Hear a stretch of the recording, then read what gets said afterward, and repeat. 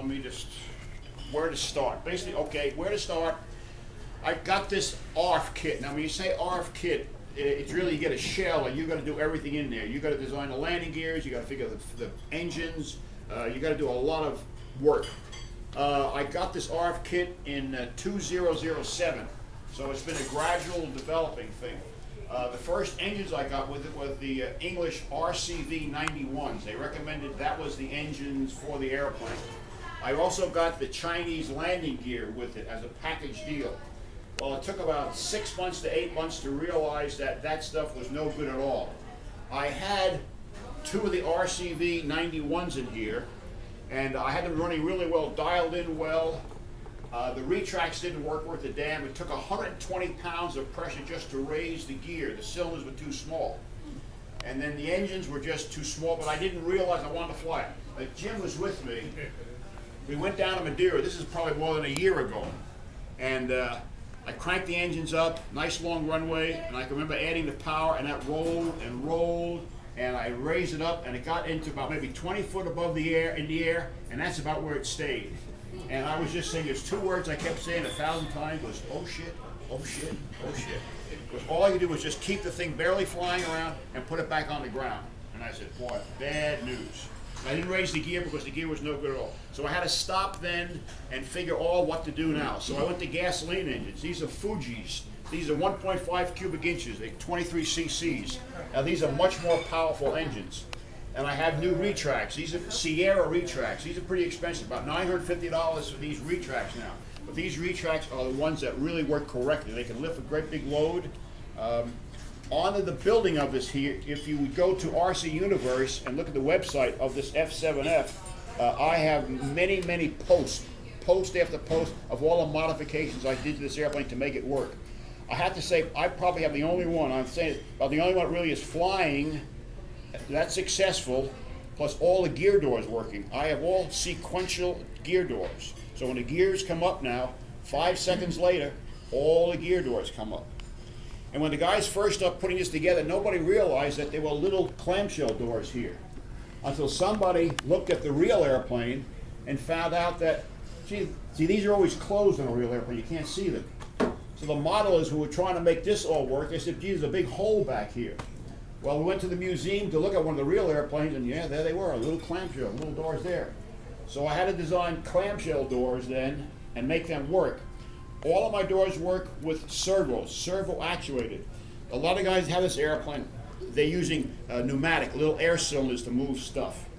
But again, nobody has it all totally sequential. I've flown it now, I flew at Fresno and stuff, it goes like hell with all the gear doors functioning just right. I'll show you in a little while how they all work. Things that I did that nobody else really did. All of the horns, you don't see the horns. The kit comes with bolts that go through everything, you know, a thing on top, bolts go through. All of my horns are molded into the surface. So they're all cut out, plywood ingested in there and resined over it, so they're all flush. Same with hinges. This came with like 3 hinges. I have 1, 2, 3, 4, 5. I've got 5 hinges in there. But they give you, like they say, 3. They're really crappy little hinges. The bag of parts that you get, you just basically throw away. Same with the ailerons. I have 1, 2, 3, 4, 5. 5 hinges in the ailerons. They came with 3. For this kind of airplane, the airplane was, they say, was supposed to weigh 20 pounds. This weighs 31 pounds. So the wing loading is very, very high.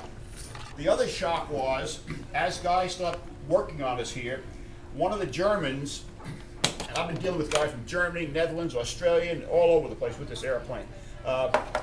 He cut out a big section in here and put his gas tank in here, and he was going to go fuel to both engines. Well, when he cut that out, and I looked at the picture on the web, I noticed there was no joining of the spar in here.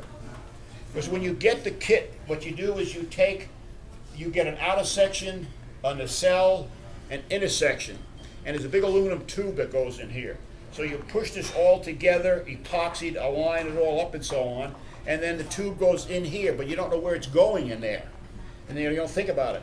But when it goes, after I saw, I said, oh man, I'm not going to fly the airplane unless I put a mod on it. So if I were to turn this upside down now, you could probably see where I cut a whole section out where a spar should be, And in there, when you look at the 2 aluminum tubes go in, they just butt in a little ways in here, about 1 inch in there. So I designed with a high tensile aluminum a tube that I could put in there, wiggle in just away and put it in there. So these 2 units went into an aluminum tube. And with chopped carbon and special resin, I actually solidified the whole center section. So it's on the website what I did, and a lot of guys liked it, so I made a kit up. So I sent the kit out all around the world to guys that have the airplane to strengthen their center section. So that's one of my mods, one of my many mods and so on. What else? There's just so many mods I made, so many things. What else? What else? Any questions while I'm rambling? You had to rebuild the engines, you said, too, didn't you? Oh yeah, these engines. Yeah, well I had the Fujis in them, and I ran them about a year, and they really ran well.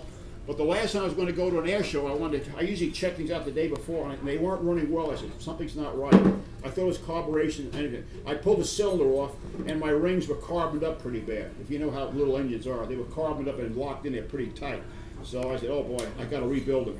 And so I had to go to Tower Hobbies that has parts for this here, and I just wanted to order rings. Well, they didn't. They had 1 set of rings, so I didn't have 2 engines. I wanted to rebuild 2 engines. But what they did have was a piston and rings, which is pretty good anyway. So I got 2 new pistons and rings. So I rebuilt the engines, broke those guys in, and now I'm flying them with. And I also changed the oil. I'm running the Fuji oil right now. It's 100 to 1 oil, 100 parts to 1. So it's very little oil at all. It's just synthetic oil, very expensive oil. But every time I fly now, when I pull the spark plugs out, I usually check them to see what they look like. If anybody running engines and stuff, the spark plug tells you what's happening with the engine. And right now, after I come down and fly and stuff, you take them out and they're this amber color, just nice fawn color, or this nice brown and stuff. So they're running really, really well. I have Sierra retracts, and I also have the brakes, Sierra brakes. The brakes are proportional. As I taxi around, I can just put brakes on slowly. I modified my transmitter. This is a wheel here, but I extended on the back here, so I have a little protrusion out here. So my finger can just grab the brakes, so I can work the brakes just like this back and forth, so I have proportional brakes. Instead of the wheel, which is tough to do. Because the brakes, after you land, quite often it's nice applying brakes a little bit. Especially when you taxi, because this airplane will taxi, even though the engine's idle slow, it still wants to roll on concrete, so you're really working the brakes all the time. On the individual? Just on the mains. I mean, you can No. together. Together, yeah. Yeah, the air source goes a little like pucks inside them and expand a little puck arrangements and so on. And I have 2 air tanks. Well, later on, I have an air tank for the retracts. I can get probably about 3 retractions. Usually when you fly an airplane with retracts with air, all you want is 1 up and 1 down. Once they're down, you leave them down. You don't want to screw around because you want them down. The brakes, I have another big tank for the brakes. The brakes, I can't use up all the air. The brakes don't take much air at all, but I got a ton of air for the brakes. So when I fill up, I got 2 valves here. I fill up the brakes and the retracts. Also what I have in here now is made in Germany. It's a sequencer. Let me get the thing. I have it somewhere here. It's called a Jetronics, and it's called door sequencer. And the instructions really are tough. I had to call people to tell what they're talking about. But what we do with this here is, in the receiver, it goes right to the sequencer, and then it goes to the doors. And you have a lot of wiring here to go to all the doors and stuff. Each set of doors has a retract servo. I designed it around retract servos, just like great retracts. So when they're activated, the doors close right, sequence, servo here, and also a servo up in the front, even just with these little doors here.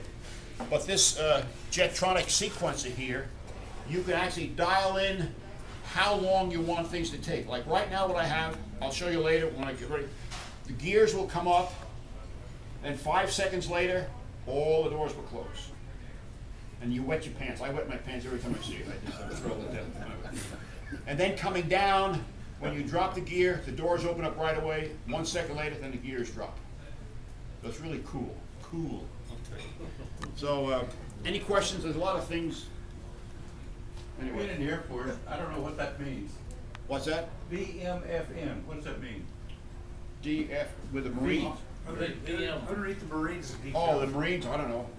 VFM. Yeah. Oh, that's their squadron. VFM. They go by squadron, but they go with those numbers instead of. We Air Force is I don't know squadrons. what it stands for. Ah, What about the VMF is? Yeah, I don't know either, but Okay. yeah, it naturally in Navy terms it means something, but I don't know. Nobody's a sailor in here? Yeah. Maybe. I hope not. Okay. Okay. Okay, I'm gonna pause.